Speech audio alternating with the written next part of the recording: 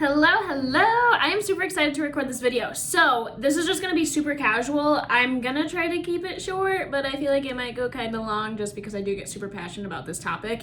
And I do have kind of a hefty amount of questions over here to answer from Instagram too. But, for those who don't know, name's Kayla Walker, new travel nurse, just finished up my first contract. I have been a nurse. In September, it'll be 2 years. So, I worked for a year and a half at a Trauma 1 in downtown Chicago on like a gen med tele unit. Sometimes we get like kind of step down patients.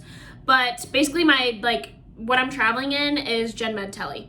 And what my first contract was, what I thought was gen med tele, turns out we had a pandemic hit. Hospital didn't inform the travel agency that I would be working on a COVID step down unit, which keep in mind, I do not have step down experience. So I get there for orientation, went through like epic training, really didn't get like a unit orientation, really just kind of like got thrown on to the floor. And thankfully I do have a pretty adaptable like personality, and like I'm not afraid to ask questions, and I feel like I can like adjust to new settings pretty fast. That is one trait that I highly recommend if you're thinking about travel nursing. Be confident in your skills and just like know to go with your gut, and don't be afraid to ask questions. Like, we're always in new places that we aren't familiar with, that we might not be comfortable with. Like, we have to be willing to ask questions. So yeah, basically learned new things real freaking quick. My second shift, I practically almost like ran a rapid by myself, escalating oxygen care, like, because in this whole COVID situation, I don't know if you guys are nurses or like where you're from, but this whole COVID situation, I've learned that people don't want to come into the rooms. So if you're in a room and a patient's desatting, people will literally just stand outside the room and look at you. It was a great experience. I'm kidding. It was definitely a big learning experience, and I'll look back and be grateful for everything that I went through this contract. But there were some situations where I was just like, can I go home? But overall, everyone was super welcoming, super friendly. That was one of my biggest things I was worried about jumping into a travel contract, is just being that traveler that everyone kind of hated, because I'm doing the exact same work as the staff nurses and getting paid double, if not triple, in a crisis contract. But everyone was super, super welcoming. This was actually not your normal contract. I feel like I can't really answer normal contract questions right now, because the hospital that I was at, they totally reopened this unit. This unit was closed, but they opened it for COVID patients. So they did not have nurses to staff it. So it literally was just a crap ton of travelers. So it was actually a really cool experience. We all kind of talked like where we've been, where we want to go, like different experiences, just like different tips and tricks for each other. So I really didn't feel like I had to deal with that, like I'm the only traveler type of thing. But towards the end of the contract, as COVID did die down, I got floated to like the gen med units, which went well. It was really weird to have patients that can like walk and talk and not on a crap load of oxygen again. But yeah, on those units, the staff nurses were super friendly, super helpful. I honestly, if I didn't have plans to like move on with my life and get out of Chicago ASAP, I might have extended it for a couple weeks. But here I am now, trying to figure out my next contract, and I'm gonna be totally open and transparent with you guys. This licensing process for my next contract has effing sucked. It has been a hot mess. My recruiter, I'll give it to her, she has told me that this is not normally how it goes. It's normally not this big of a shit show. So fingers crossed I don't have this experience again. But being a first, like, soon to be out of state traveler, it's been a hot mess and it has not been enjoyable. But I'm not gonna let it like detour me from what I wanna do and like continue with this. So a lot of questions, I'll kind of just dive into the questions. Someone said, is it hard finding housing, and do you have enough time in between assignments to search? So let's see. Yeah, I'll just start going through these. I might kind of like jump around all over the place, but I'll just start going through them. Finding housing. What a lot of travelers do is Airbnbs. There's Furnished Finder, which furnishedfinder.com. It's literally just all like short-term housing. Literally the website says like for travel nurses. So there's some pretty like decent places on there. Airbnb is pretty decent. I think it can get pretty pricey sometimes, but some people stay in hotels. When I travel nurse to North Dakota, I am just gonna stay with my mom. Let's see, do you have enough time in between assignments to search? So your time between assignments is totally your call, at least as far as I know. I'm 23 years old, so I am still on my parents' insurance, so I am not using the agency's benefits, which I think kind of helps me a little bit, because otherwise I think sometimes you only can have like 2 weeks in between assignments. But for the most part, you should be able to figure out housing. Some people, some like travelers from my old contract were saying that they would travel to the city their contract is in, stay in a hotel for like a night or two, kind of like drive around, scope out the areas where they could get like an Airbnb or something, and then if they feel comfortable in the area, then they'll book it, like that type of thing, kind of like feel out where you're going. Literally, the beauty of travel nursing is like, I feel like it's just open range. Like, you can do whatever. You don't need to book housing right away. You can stay in a hotel for a little bit. You do get, I think there's a question on here about stipends. Someone said stipends for. So most pay packages, that's how travelers get paid. You get a tax number. That's like your hourly rate. So you get a taxed rate, which has like the 25% tax deduction out of it. And then you get stipends. So my stipends for my previous contract covered lodging and meals. So it was technically like a housing stipend and then like a food stipend. So they do give you money for housing, but that's like where majority of your income is coming from. So whenever we say that travelers get paid a crap ton, it's because they are covering for our like housing and our meal, which you do then have to pay for your Airbnb and stuff with. Where all can you go with travel nursing? How long are average contracts? Girlfriend, you can go wherever you want. I literally was like talking to a recruiter earlier and I was like, this is insane. I can literally tell you like, I want to go to Colorado. I want to go to Massachusetts. I want to go to Florida. And like, they just find a contract for you. Like, it's insane. Wherever you want to go in the country, you can go. I think there are international type travel nursing stuff. I haven't really dove into that aspect yet, but I know there are some out there. How long are average contracts? There are contracts anywhere from, I've seen anywhere from 4 to 26 weeks. 26 weeks is literally half a year. That's 6 months. That's like a hefty commitment, but some people do it. And like, if you go to an area that you really, really like, go for it. Why not sign a 6-month contract? Maybe you'll just end up staying there permanently. Some travelers that I've talked to have signed on permanently at the hospital that they were a travel nurse at, just because you like grow rapport with those people and like, you know, managers and you know, like the staffing people. And if you want to stay there, you most likely always can. How to choose a travel nurse agency. So I picked my first one. I didn't really pick it. It kind of picked me. My best friend was a recruiter for them, so I just kind of jumped in with her, stuck with her. But that was who I used for my first contract. I most likely am not sticking with them for my second. I'm not sure. I might, but probably not. I was using Maxim Healthcare. Great agency. Don't have any complaints about them. My recruiter was a local recruiter, and she did hook me up with a Maxim national recruiter. But I think like I'm travel nursing more so for experience. I'm not traveling for finances, if that makes sense. Like, I'm not using this to like pay off my student debt. Like, I'm not chasing money. I'm doing this more for like, hey, I want to go visit this place, so I'm gonna find the agency that can take me to this place, that type of thing. I'm not gonna be like a crisis contract chaser where I'm like, oh, this is the highest paying job out there, okay, I'm going there. I don't want to like really focus on money because I want to just like overall enjoy nursing and traveling. So Maxim, I might switch. I do have contacts through Triage Staffing, Onward Healthcare, Onward Staffing. They're kind of a branch of American Mobile. Aya Healthcare, Medical Solutions, and I think that's it. So I have like recruiters through 5 different agencies, and that is because I want the versatile to go wherever I want to go. So if Aya doesn't have a location where I want to go, then I'll check Onward or like that type of stuff. You aren't tied down to an agency. You're tied down to them for the contract, but you technically don't have to stick with them after for another contract. Pay differential from staff RN. So this totally varies. I will just say that my previous contract, what I was making bi-weekly, so what I was making in 2 weeks as my staff position, I made that amount of money plus $600 in 1 week as a traveler. That's a lot of money. But that was also because of COVID. But most travel contracts are double what a staff nurse makes. And you get paid, well, yeah, because you get what a staff nurse makes in 2 weeks, you get that in 1 week. So pretty worth it to me. What are the essentials to pack while traveling for the job? That's a great question because I am getting to that point and I do not know. I'm a major overpacker.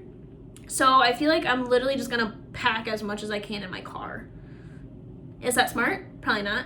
Should I pack lighter? Probably. Especially this fall, I want to go somewhere that has seasons. Like, I want to be somewhere that like has fall and then transitions into winter.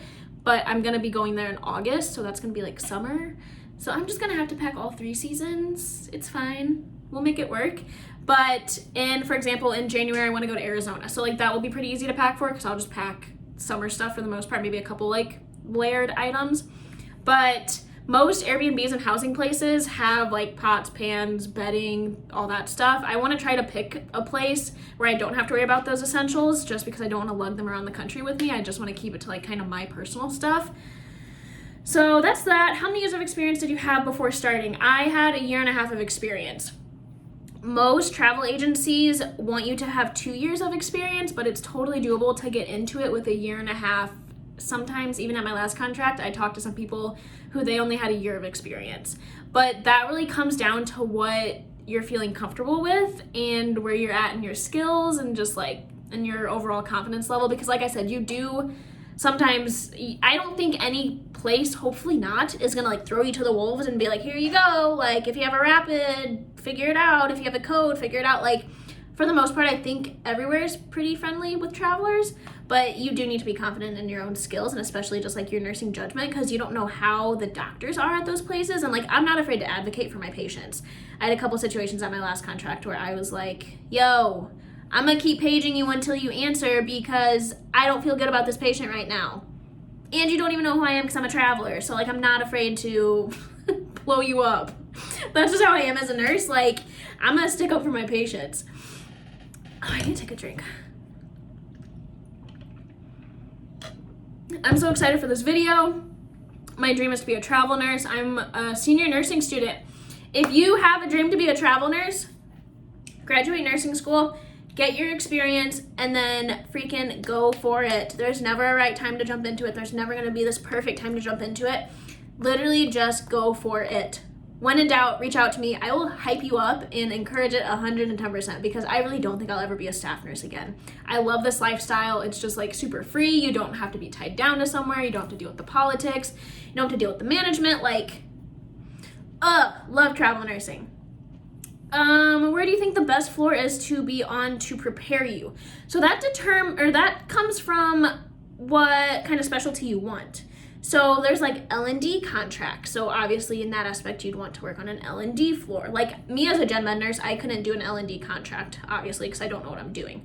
If you want to be an ICU traveler, like you need ICU experience. It's not like you need to have experience in the specialty that you want. Hopefully that kind of makes sense. Like you need to have at least 1 to 2 years of experience in order to jump into a travel contract in that specialty. So like if I wanted to go critical care, I would probably have to settle down somewhere, get 1 year or so of ICU experience somewhere, and then jump into traveling again if I want to pursue that. But since I had that COVID step-down contract without having step-down experience, I can probably start doing step-down / PCU, progressive care unit contracts from here on out. How to find recruiters. So this is a dangerous game. Look up travel nursing. You're gonna click on one thing. It's gonna ask you for like your name, email address, maybe specialty. Submit it and you will get blown up with bajillion of agencies. I wouldn't put down your phone number if you can't because me as a night shift nurse, I did that.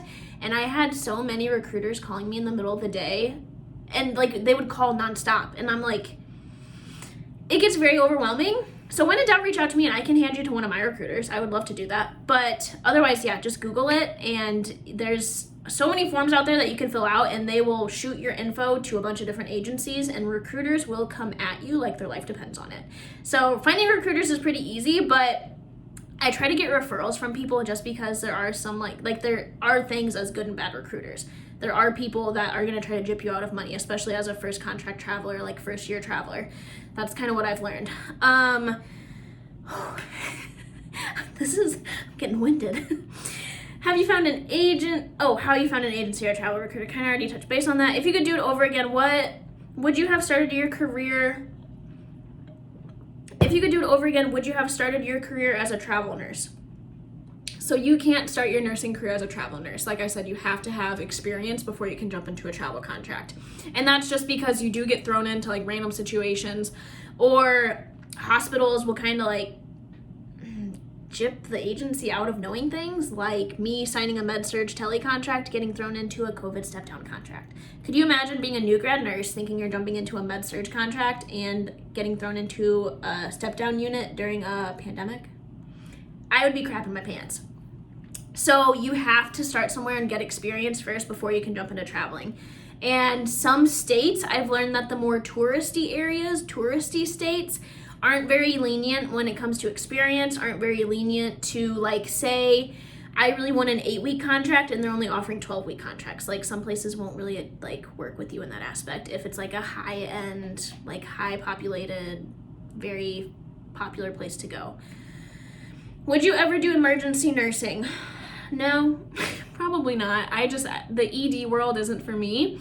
I really like my bedside. I really like having patients for like the same 3 nights in a row. Like, I love just getting to know people like that. And like I've said, I would have to settle down somewhere for a large chunk of time to get that experience, and I don't plan on doing that. So I think that's all the questions. I'm trying to think of if there's anything else. Really, if you're thinking about going into travel nursing, just like I said, get your experience. Don't hesitate. Literally, you have to just jump into it. I was lucky enough that I did kind of do a local contract. So I've been here in Chicago for 5 years, and I was lucky enough my dad lives 3 hours south of here in Peoria, Illinois. So I claimed my residency down there. And that was how I was able to stay in Chicago and do a travel contract here. So say you live away from your parents, you can claim residency where they live and do a travel contract in your city if there's contracts there. That's kind of it's kind of cheating the system, but it works. Yeah, I think that's about it. So what's next on my travel nursing agenda? This is where things get interesting. 1, I can't believe I'm moving out of Chicago. I literally cried after my final night shift. I obviously came home, went to sleep. I woke up that evening and just lost it emotionally. Excuse me. I don't know if it was just all the emotions of me literally working with COVID patients for 3 months, seeing the things that I saw, because COVID is wild, or me realizing that I'm moving out of Chicago, or me realizing that I'm finally living my dream as a travel nurse and my first contract is over. Who am I? I did not expect to live this life, especially at 23 years old. But I just got super freaking emotional. And another thing I'm learning as a traveler is you need to be flexible. I'm a total OCD, organized, planned out person. And I'm traveling for the month of July. I'm moving out of Chicago the end of July and moving to my hometown, which will be my home base, so Peoria, Central Illinois. And then I don't know where I'm going. A month ago, guys, I started getting my Massachusetts license, and it has been a hot mess. There's a glitch in their application. I couldn't submit my application. I already paid the $300 licensing fee, but I cannot get my application submitted to them. So at the moment, I'm in a standstill. I don't have another contract lined up, which timing between contracts, it's really easy to finish one contract and I could technically start another one next week if I wanted to, but I want to give myself this break, and I have the flexibility and financial stability through my Instagram business that I can't take a month or so off. But yeah, I don't know what my next plan is, and that's kind of stressing me out, but I'm learning that as a traveler, I need to be flexible. I need to relax and realize that I don't need to stress about having a job, because if I wanted to sign a contract tomorrow, I could sign a contract tomorrow. Actually, a recruiter through Maxim texted me this morning and was like, hey, I have contracts in Texas. They have start dates as soon as this Friday. It is Monday. Could you imagine me going cross country to Texas right now to start a new job on Friday? I could if I wanted to. Do I want to? No, I want to take a month or so off. But that's just kind of the reality of a travel nurse, is literally we can just pick up and go. It's wild. So I'm excited to not call this place home as much as I love it, but I'm excited to pick up, claim my home base in Peoria, and then just take my little personal essentials with me in my car and go wherever the wind blows me in the country. So I hope you guys enjoyed this little nursing update, travel nursing update, I guess I should say. If you guys have any questions, please DM me at walkerk.fitrn on Insta. I will answer you as soon as I can. Otherwise, just thank you guys so much for also subscribing to this newsletter. I am going to try to continue doing more of these things. If you guys have any recommendations for what you want to see in these newsletters, please let me know, because I'm always looking for recommendations. This is the first kind of like nursing focused one I've done, but I really enjoyed this. I love sharing my journey. I love answering questions. I love just helping other people through things. So yeah, I hope you guys enjoyed this.